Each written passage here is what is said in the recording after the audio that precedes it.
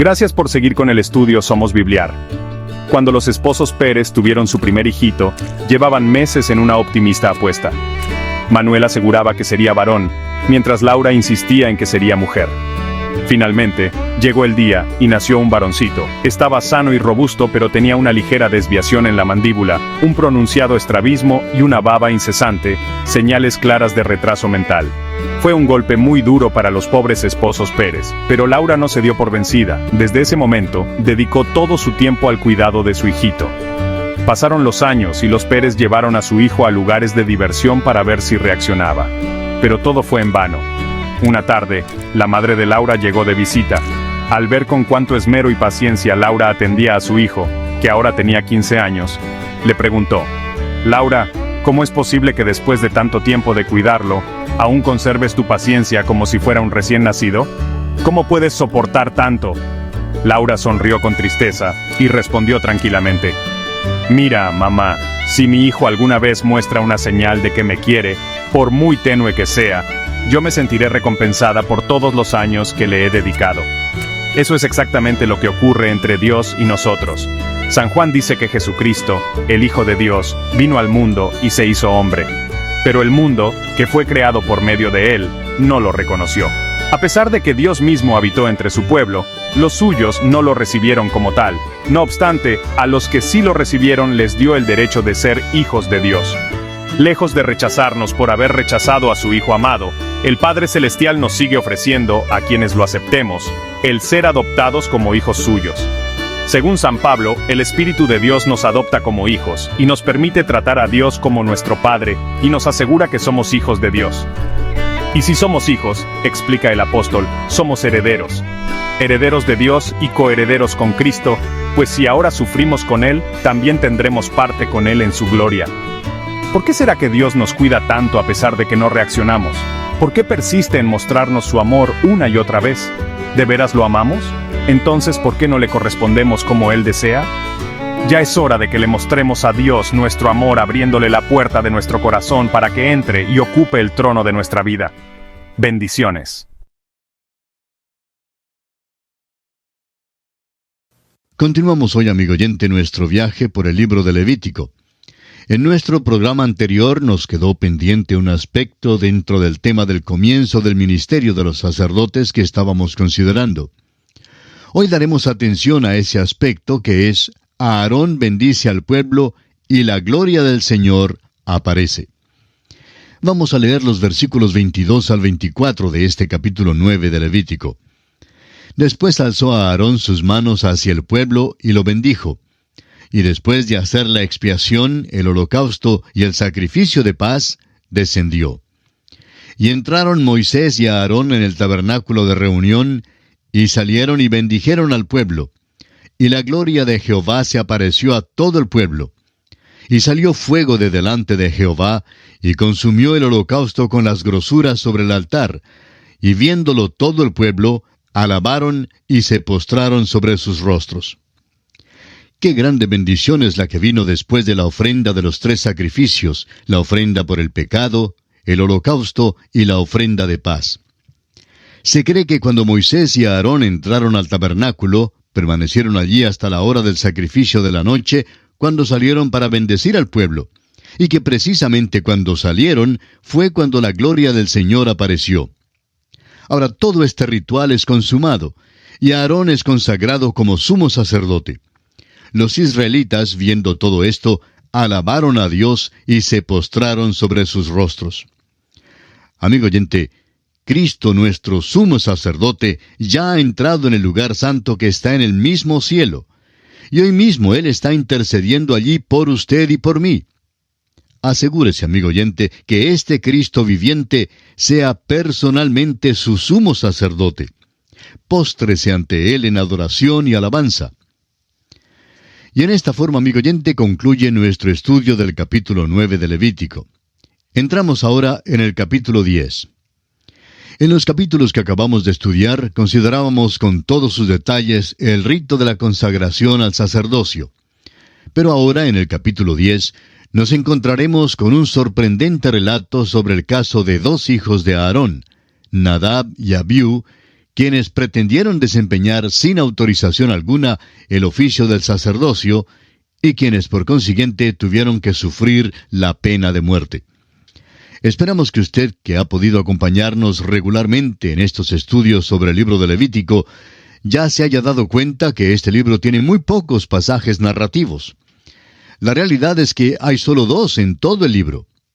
En cambio, este libro está repleto de instrucciones, ritos, reglamentos y leyes, todo lo cual hace que su lectura sea difícil. Bueno, aquí tenemos un cambio brusco en todo esto, ya que es un capítulo escrito precisamente en estilo narrativo. Sin embargo, encontraremos que debido a su temática, su lectura no es de las más deleitables, ya que lo que relata es una tragedia horrible. Veremos aquí otra mancha negra en la larga historia de la humanidad que persiste en su rebelión y pecado. Veremos que este será el relato de la rebelión y desobediencia de los 2 hijos de Aarón. Un relato que viene justamente después del que narra los gloriosos eventos del día de la consagración al sacerdocio, día en que la gloria de Dios fue manifestada. Sin embargo, si observamos nuestras propias vidas hoy en día, veremos que así precisamente es como suceden las cosas. Después de nuestras mayores victorias es cuando sufrimos las más humillantes derrotas.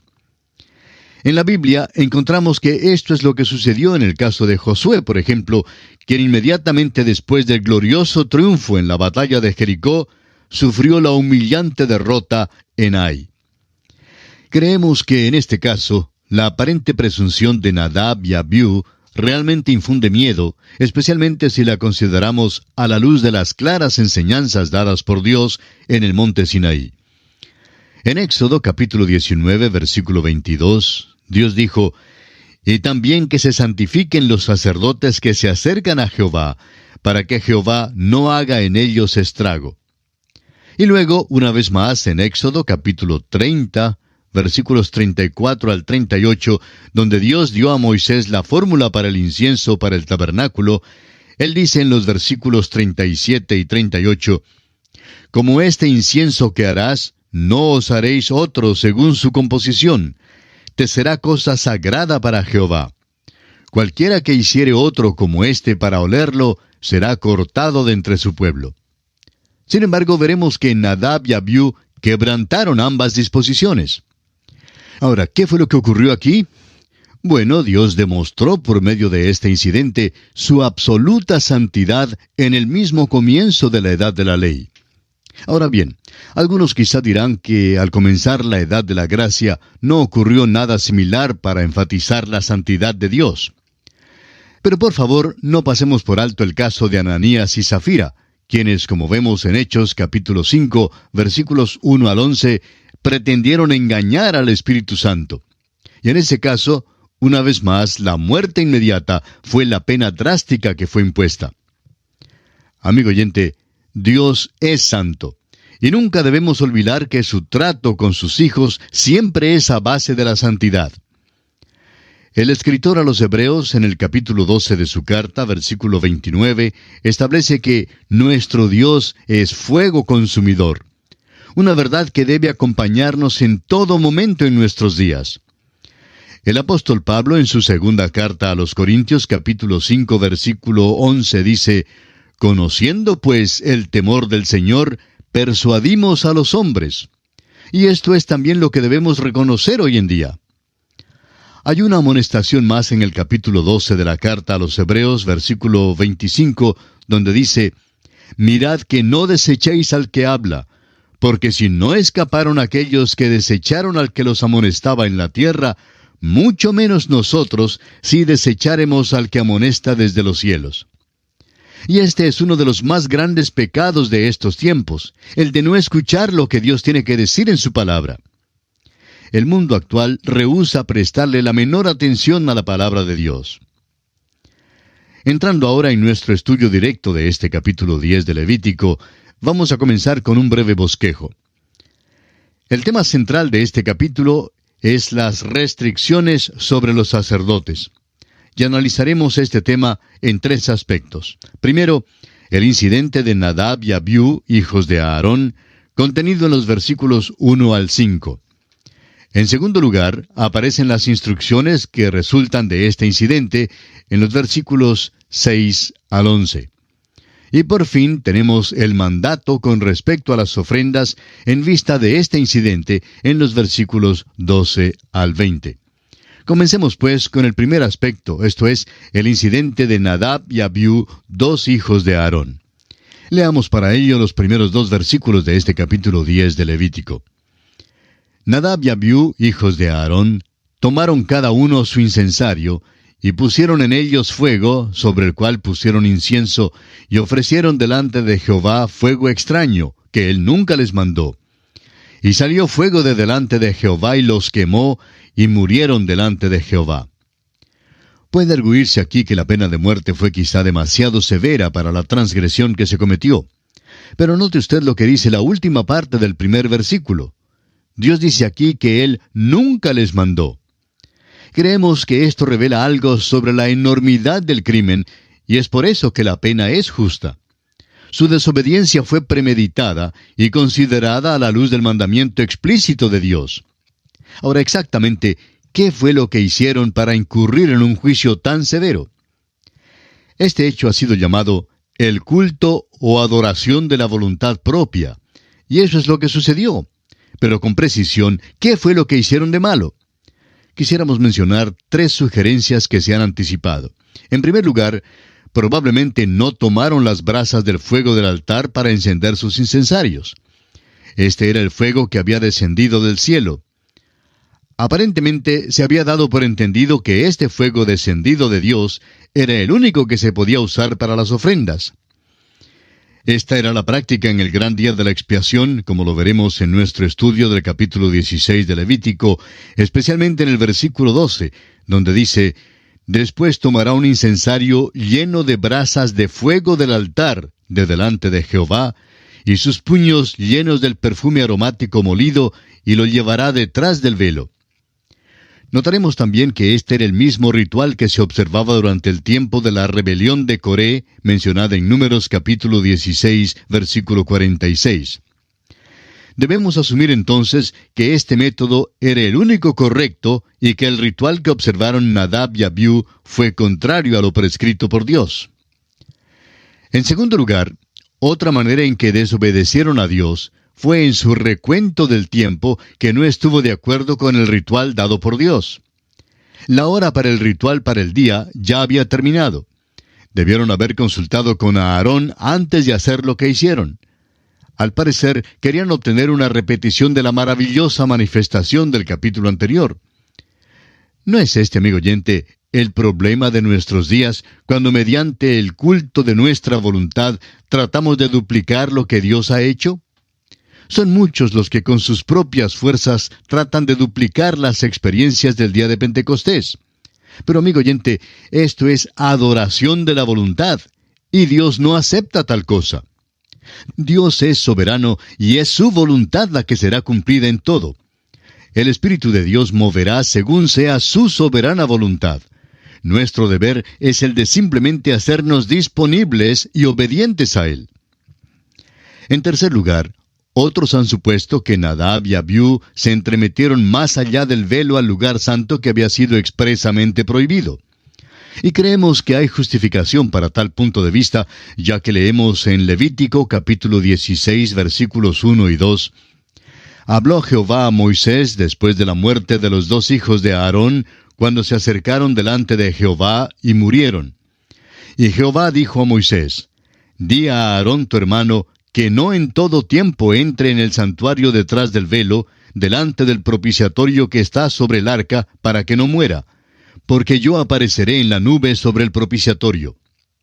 Vemos aquí establecida entonces la prohibición para entrar en todo tiempo en este lugar santo, y que aparentemente esta prohibición fue el resultado directo del incidente de Nadab y Abiú. Es por esto que podemos asumir que penetraron al lugar donde les era prohibido entrar. Dios les había dado instrucciones precisas en cuanto a la manera, el tiempo y el lugar, pero decidieron ignorar todas estas instrucciones.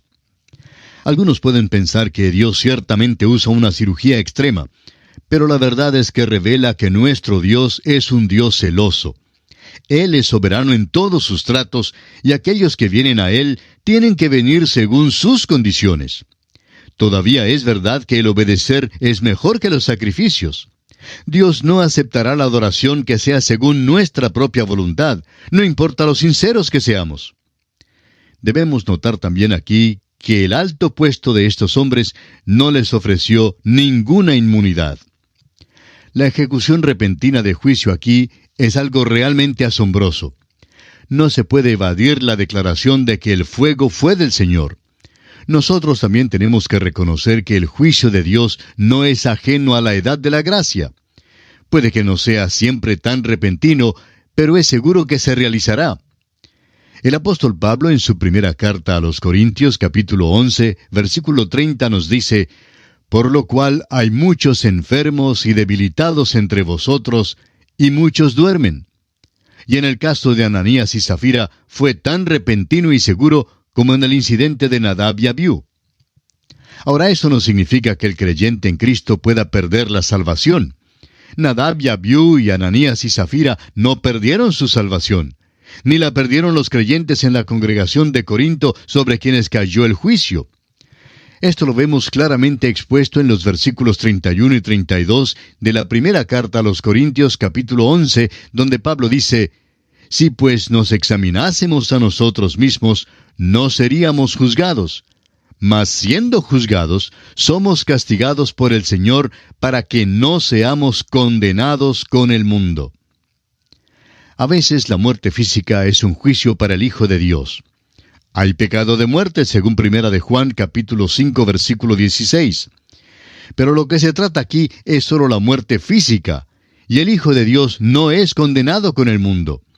Estos juicios, tanto en el Antiguo como en el Nuevo Testamento, son ejemplos para los creyentes de que Dios detesta el culto de la voluntad. Pero en ambos casos, la condenación no es muerte eterna. El creyente tiene que venir tal como Dios quiere que venga, solo en los méritos de Jesucristo. El pecador que cree tiene que adorar así como Dios quiere que se le adore. El escritor a los Hebreos en el capítulo 10 de su carta, versículos 19 al 22, nos dice definitivamente que debemos venir confiadamente a Dios, pero que debemos venir mediante la sangre de Jesús. Llegamos porque tenemos un gran sumo sacerdote, pero debemos venir con corazón sincero, en plena certidumbre de fe, purificados los corazones de mala conciencia y lavados los cuerpos con agua pura. Dios discierne el estado de nuestro corazón, como dice Levítico capítulo 10, versículo 10, para poder discernir entre lo santo y lo profano, y entre lo inmundo y lo limpio. No crea usted, amigo oyente, que Dios no puede obrar con juicio hoy en día, tal como en el día de la iglesia de Corinto. Hoy en día también hay muchos enfermos y debilitados entre vosotros, y muchos han muerto. Algún día, en el día señalado por Dios, Jesús vendrá sobre el mundo perdido con juicio de fuego. No trate de esconder su cabeza en la arena como pretende el avestruz. Enoc predicó en cuanto a esto. Judas, en su carta, los versículos 14 y 15, dice: «De estos también profetizó Enoc, séptimo desde Adán, diciendo: He aquí vino el Señor con sus santas decenas de millares para hacer juicio contra todos y dejar convictos a todos los impíos de todas sus obras impías que han hecho impíamente y de todas las cosas duras que los pecadores impíos han hablado contra él». El apóstol Pedro también dijo lo mismo en su primera carta, capítulo 4, versículo 18. «Y si el justo con dificultad se salva, ¿en dónde aparecerá el impío y el pecador?». Quiere el Señor que cada uno de nosotros aprendamos a juzgarnos a nosotros mismos, de manera que Dios no tenga que juzgarnos. Y tenemos que detenernos aquí, amigo oyente, porque nuestro tiempo ha concluido por este día. Dios mediante, retornaremos en nuestro próximo programa en la continuación del estudio de este capítulo 10 de Levítico. Confiamos que usted volverá a sintonizarnos. Mientras tanto, le sugerimos leer los versículos finales de este capítulo 10 para estar al tanto de lo que estudiaremos en nuestro próximo programa. Agradecidos por su atención de hoy, es nuestra oración que el Señor le bendiga abundantemente.